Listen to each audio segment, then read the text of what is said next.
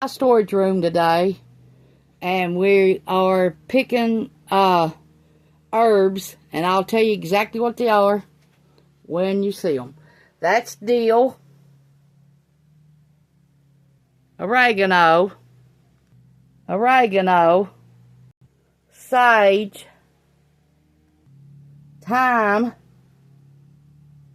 parsley, rosemary, and chives. That's all we picked this morning, and we got more to pick.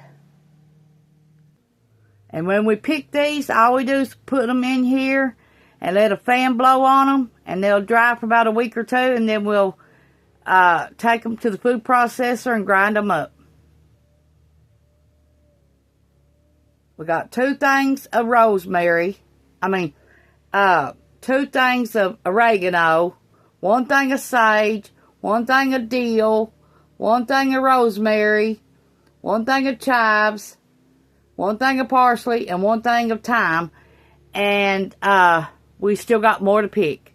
That oregano, I've got so much of it, I cannot pick it all right now. Thanks for watching.